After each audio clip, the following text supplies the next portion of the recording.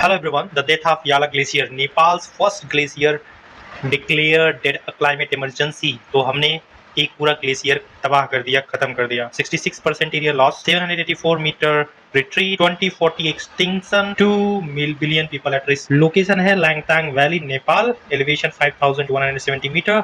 Hindu Kush Himalayan region. तो हमने क्या किया है इसके साथ, आप देखो ये न्यूज छपा है. ICIMOD टू कमेमोरेट वैनिशिंग याला ग्लेशियर इन हाई एल्टीट्यूड सेरेमनी 1982, 2008, 2022. पूरा क्लियर पिक्चर देखो. ये है 1982 का व्यू, ठीक है.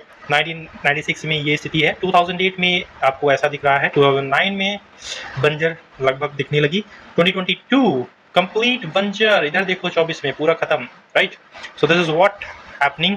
उसके बाद हमारे साइंटिस्ट यहाँ पर शोक मनाने आए हैं. तुम भी चले जाओ, तुमने तो किया है, तुम भी शोक मना लो. थोड़ा नहीं मनाओगे कोई बात नहीं. ये देखो, ये रिकॉर्ड स्थापित किए हो. First in Asia to receive climate memorial plaque. What is the Yala glacier? Location है Langtang valley, northern Nepal. Elevation है 5170 meter above sea level. Region Hindu Kush Himalayan region. Since 1974 इसके ऊपर पूरा अध्ययन हुआ है, 50 साल तक. और small high altitude Asia's most monitored glacier ये रहा है. Monitored by ICIMOD international mountain development centre. ये एग्जाम्स में पूछे जाते हैं. Himalayan glacier supplies fresh water nearly 2 billion people are getting it across South Asia for drinking, farming, power. जो हम लोग पावर सप्लाई देखते हो, हाइड्रो इलेक्ट्रिक यूज करते हैं, वो सब यहीं से आएगा. लेकिन हम लोग पूरा खत्म कर दे रहे हैं. 1974 से स्टार्ट हुआ ऑब्जर्वेशन, बेसलाइन मेजरमेंट है, ठीक है. कितना क्या स्थिति थी 1990 में. विजिबल रिट्रीट, यहाँ वार्मिंग एक्सलेट जैसे हो रहा था, वहां पर मेल्टिंग साइन दिखे. 2000 में 30% हमने पूरा खत्म कर दिया, मतलब area shrunk by 30%. Snow cover reduces dramatically. 2021 में 66% loss, 784 meter retreat. Irreversible threshold जिसे बोलते हैं, मतलब अब वापस से बनने वाला नहीं है, क्योंकि अब उसके पास इतनी क्षमता नहीं है कि फिर से फॉर्मेशन कर पाए. 2025 में डिक्लेयर डेड. 4 साल बाद हमने इसको डेड डिक्लेयर कर दिया है. It is not possible to retain that again in 50 year. 50 साल लगे हैं याला ग्लेशियर को खत्म होने में. More than half it's size. Okay, shocking facts देख लो. 66% याला's total area has been lost since 1974. 6,542 billion tons of ice lost globally between 2000 to 2023 from all glaciers. 784 meter. अच्छा खासा जो है. The distance of the glacier has retreated in 50 years. 18 mm rise in global sea levels caused by glaciers melt 2000 to 2023. 2040 तक पूरी तरीके से disappear हो जाएगा. वहां पर नंगा पर्वत देखोगे, जैसे पर्वत होते हैं, वहां कोई ग्लेशियर नहीं रहने वाला है. 2 billion people is going to be affected because of this. Why did the Yala glacier die? Rising global temperature, fossil fuel emission and greenhouse gases, black carbon soot on glacier surfaces, reduced snowfall and shifting monsoon pattern. ये 4 reason है. Rising global temperature में जो हम लोग बहुत ज्यादा carbon emission कर रहे हैं, उसकी वजह से 1.5 से अब चला गया है इस समय टेम्परेचर. जो देख रहे हो कि हमारे इंडिया में अच्छा खासा यहाँ पर टेम्परेचर हाई हो जा रहा है पूरी दुनिया की अपेक्षा. इसी वजह से बहुत ज्यादा मेल्ट हुआ और ग्लेशियर खत्म हुआ. Fossil fuels emission and green house gases, carbon dioxide, methane gas, industries, vehicle, deforestation से सब कुछ हो रहा है अच्छा खासा. उसी की वजह से अच्छा खासा GHG बन रहा है. That is the cause for the rising global temperature, और उसी की वजह से मेल्ट हो जा रहा है. Black carbon suit on glacier surfaces.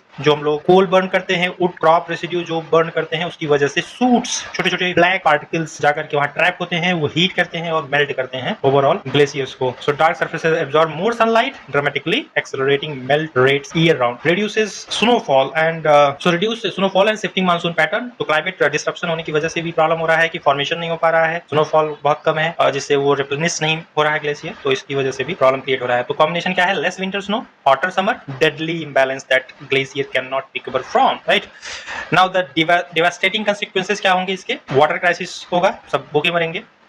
पानी नहीं मिलेगा तो फार्मिंग नहीं कर पाओगे, हाइड्रो पावर जनरेशन नहीं हो पाएगा, कोई काम नहीं होगा, हाइड्रो पावर फेलियर होगा. 99% इलेक्ट्रिसिटी ये कहाँ से आती है? वाटर, हाइड्रो इलेक्ट्रिक है, और वो वाटर नहीं रहेगा, पानी नहीं रहेगा तो कहाँ से ले आओगे? ग्लेशियल लेक फ्लड, पानी भर भर के वहाँ से आएगा और पूरा एकदम फ्लड आपको मिलेगा. Biodiversity destroyed. जो बायोडाइवर्सिटी थी जिसकी वजह से पूरा एक इकोसिस्टम बना था जहाँ पर जीव सब जी रहे थे, वो सब खत्म हो जाएंगे. एग्रीकल्चर कोलैप्स, जो हमारा खेती है वो सब कुछ खत्म होने वाला है.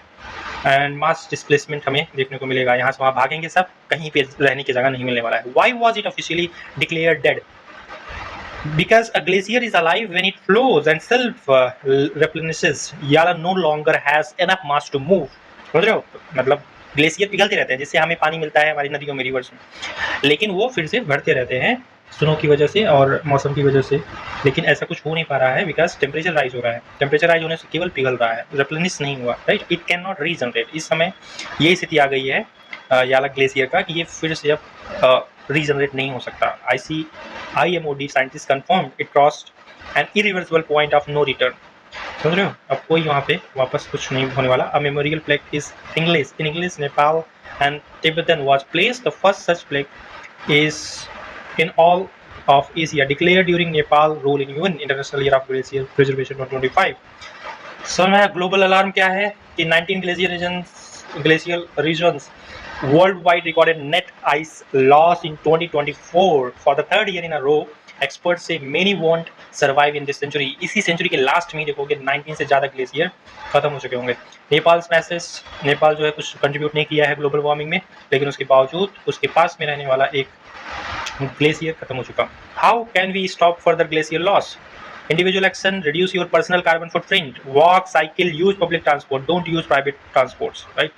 Switch the renewable energy at home, solar panel लगाओ, eat less meat, livestock is a major GHG। जो मीट खाते हो, बॉडी बनाते हो ना, उसकी वजह से सबसे ज़्यादा प्रॉब्लम क्रिएट हो रहा है कि GHG गैसेस उसको पालने पोसने में जानवरों को बहुत एमिट होती हैं और वो कॉज होती हैं टेम्परेचर राइज का।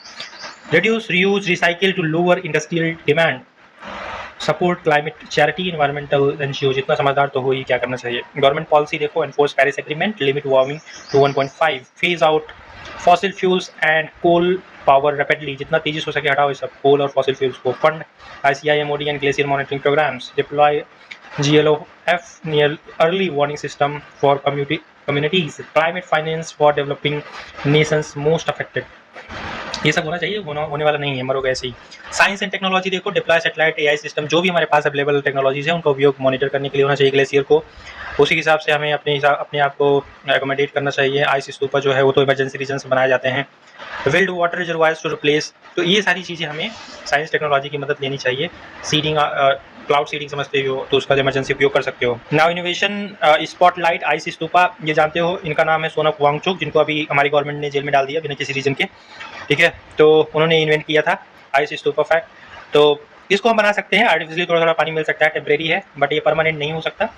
तो हमें कुछ अपने आप को परमानेंटली जो इसका सोल्यूशन है उसकी तरफ इंक्लाइन करना चाहिए। बिफोर इट्स टू लेट, याला glacier didn't just melt, it was killed by human action.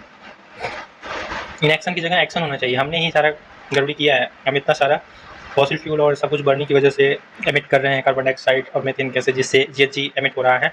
तो ह्यूमन इनएक्शन, हमने कोई अप्रोप्रिएट एक्शन नहीं लिया इस टेम्परेचर राइज को रोकने के लिए, इसी वजह से ऐसा हो रहा है और ये होता रहेगा। Every glacier will lose is a warning. Will we listen before it's too late? No, it's not possible. We are not going to listen, we will live in our own choice, right? Share this video, थोड़ा awareness फैलाओ, लोगों को बताओ इसके बारे में कि खा चुके हो एक ग्लेशियर, चलो अब रुक जाओ, और फैमिली मेम्बर, फ्रेंड्स, सबको, बच्चे को बताओ ये सारी चीज़ें। Take action today, reduce your carbon footprint, this is very important. जो फालतू में एमिट कर रहे हो, फालतू मजे कर रहे हो, सब रोको और एक सही ज़िंदगी क्या होती है उसके बारे में सीख करके उसी तरीके से शुरू करो। Support clean energy, every single action counts, right? आप छोटे से छोटे जो काम कर रहे हो वो भी मैटर करता है। सबसे इंपॉर्टेंट है बोलना शुरू करो ना, यूट्यूब पर या फिर कहीं भी सोशल मीडिया पर उपयोग करो इसका, बोलो। गवर्नमेंट को भी इसको करने के लिए डिमांड अपना रखो। Demand change, contact your representative, जिनको वोट देते हो, जिनको तुम करोड़पति बनाते हो, उनको बोलो कि ये चीज़ें काउंट करें, ये चीज़ें ध्यान दें, ठीक है। Demand stronger climate policies and glacier protection law. Like, share, subscribe, comment your thoughts, share to spread awareness. तो ये रहा, अदरवाइज यही कर पाओगे, इससे ज़्यादा कुछ नहीं, ये भी करने के लिए नहीं बचोगे।